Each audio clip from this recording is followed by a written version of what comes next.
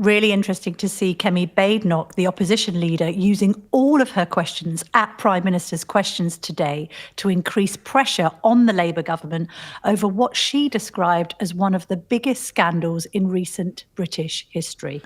And social media fact-checking. Is Mark Zuckerberg right to abandon it on Facebook and Instagram? Or, as one commentator has written, is this an extinction-level event for truth on social media platforms? We'll be joined by our senior technology reporter, Matt Field. And is Greenland for sale? President-elect Donald Trump seems to think so. We'll hear the reaction from the head of news at the Greenlandic Broadcasting Corporation. Welcome to the Daily Tea with me, Camilla Tominey. And me, Kamal Ahmed.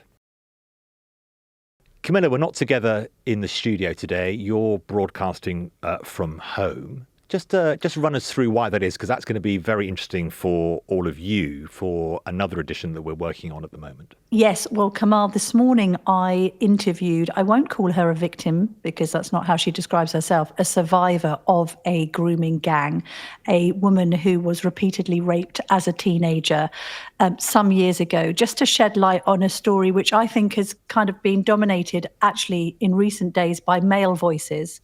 And I think we should get back to the root of the matter, which is the survivors of this, what they say and what they think. So I spoke to her this morning, didn't get time to get back to London, and we will be broadcasting that exclusive interview on the Daily Tea this week. Really looking forward to that, Camilla. I mean, we discussed today, didn't Camilla? Would we go again on this issue of grooming, which we've been discussing on the Daily Tea, over the past 3 days since we've been back together into New Year. But frankly, Kemi Badenoch deciding to use all her questions in Prime Minister's Questions on this issue, I think keeps it at the top of the news agenda as one of the big one of the big talking points for all of us. How do you think she performed at PMQs today? And we've often said that she should use her 5 questions on one issue, and she seems to have heard us and done that. I thought this was her best PMQs performance by far because she was laser focused on this idea that we have to have a national inquiry and that Labour is somehow complicit in a cover-up if it doesn't hold one. And you and I have discussed that this week, and we can have different opinions about that claim that there should be a national inquiry. But I thought she was very, very good in being calm, measured, focused. There were attempts by the Prime Minister to knock her off course. He tried to debase her really by saying, well, this is the first time you've come up with this. And she was able to bat that back. Shall we have a listen to some of the strongest points she landed? Mr. Speaker, we need to focus on what this is really about. This is not about the Prime Minister's work in the CPS. And I would say very respectfully to the Prime Minister, it's not about you. It is about the victims. Be a leader, not a lawyer. We know that people were scared to tell the truth because they thought they would be called racist. If we want to stop this from ever happening again, we cannot be afraid. I agree. I think, Camilla, that consistency really matters in Prime Minister's Questions. We've criticised her in the past for jumping around onto different subjects, almost as if she doesn't quite know what her line of attack is going to be. I agree the leader, not a lawyer, was a good line. She also raised in PMQs this issue around the definition of Islamophobia. I thought was really interesting. She said that the APPG, that's the All-Party Parliamentary Group, definition of Islamophobia includes the allegation that if you say sex grooming and connect it to Muslim men, which it is connected to, Pakistani heritage Muslim men, which it is connected to, that could be seen as Islamophobic. She raised that as an issue and said that Labour should reconsider its backing for that definition. The Labour Party has adopted the APPG definition of Islamophobia.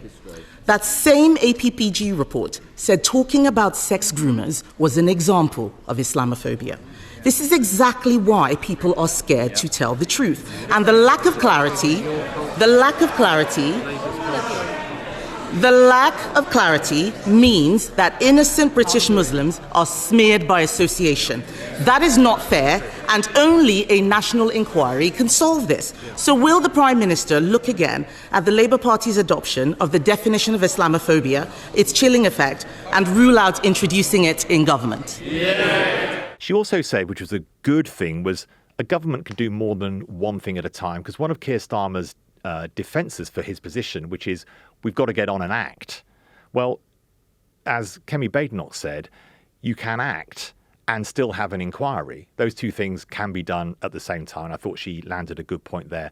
I think where she is on weaker ground, I think actually that Keir Starmer's point, and this was also a point, of course, put to Robert Jenrick yesterday, why now so noisy on this issue when we haven't really heard from people like Kemi Badenoch and Robert Jenrick on this issue in the past? I think, particularly raising it in the House of Commons, I think that was a reasonable point. And Nigel Farage also tweeted something similar about Kemi Badenoch when she was Women's and Equalities Minister.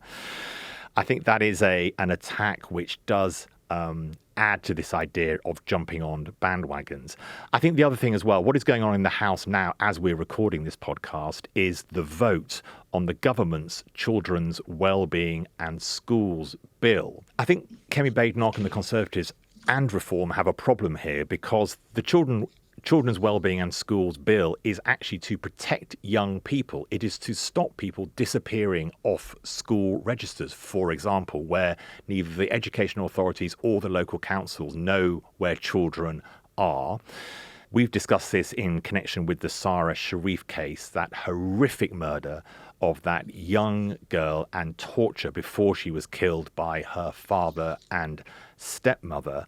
One of the big issues there was that none of the authorities seemed to have knowledge about where she was, and the whole issue about so-called homeschooling and that being a way that people can abuse children. So by trying to put forward this national inquiry via legislation in the House, by wrecking the Children's Wellbeing and Schools Bill, I think again does smack of opportunism, because the opposition parties, Reform and the Conservatives, could have waited until the third reading of this bill, which is a bit further down the line, as amendments putting the national inquiry in, because the reason that this is wrecked at this stage, if you try and put these amendments in at the second reading, which this is, that wrecks the whole bill. And I think that's a problem, because the whole point of the bill is to keep children safe and to make sure that we can follow where they are. I know, but this is politics. I mean, Labour in opposition were constantly adding amendments along with the Liberal Democrats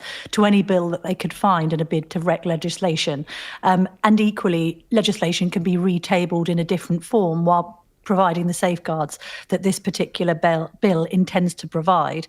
The whole point about the pressure that Kemi Badenoch particularly is exerting, and she's also put this video up on her social media pushing for this national inquiry, I think actually is succeeding in pushing Labour in a slightly different direction. I don't know about you, Kamal, we discussed this earlier. There's the sniff of a U-turn in the air, because we heard from Jess Phillips, the safeguarding minister, this morning. She was highly criticised by Elon Musk for being some way complicit in this scandal, which we both agreed is a step too far. And she told Sky News' Beth Rigby that she would listen to the victims of grooming gangs if they say they want another inquiry. Let's just have a listen to that. Nothing is off the table. Nothing is off the table. I don't need to wait for a national inquiry to tell me that there are people who should have lost their jobs, people who should probably go to prison, who didn't because they actively covered it up rather than just were crap at their jobs. I don't need a national inquiry to tell me that. Nothing is off the table. Nothing is off the table. And if the victims come forward to me in this victims panel that I will make, and they say, actually, we think there needs to be a national inquiry into this, or a linking up of that, I'm going to, I'll listen to them, but I'm not going to. I refuse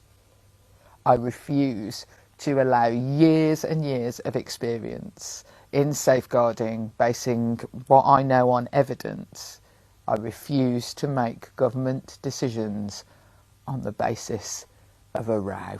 And interestingly, Kamal, just on the experience of my conversation with a survivor of this morning, she is calling for a national inquiry. And the point she makes is a very clear one, and it was one that was made by Kemi Badenoch today in the House of Commons. What we've got here is a data gap. We have had previous inquiries, but we still do not know exactly how many children were raped by these grooming gangs, the perpetrators, and the extent of their depravity, whether or not people have been adequately brought to justice, and indeed who may have been complicit in either turning a blind eye or covering up these crimes and their motivations for doing so. So it is right for the leader of the opposition to say, we've had separate inquiries and we've had a generalised child abuse inquiry, but it didn't mention grooming gangs that much. And we really need we really do need to join all the dots here. So I've got the feeling that we may be hearing more from survivors really pressuring the Labour government on this. And I think politically they've found themselves on a very sticky wicket, because most members of the public who have just been reading about this, not just in recent days, by the way, in recent months and years, because it's not the first time this has been covered, despite the fact that if anyone's jumped on a bandwagon here, I'm sorry, it's Elon Musk, but I digress. Most ordinary people cannot fathom this idea of if you don't have a national inquiry into child rape, what do you have a national inquiry into?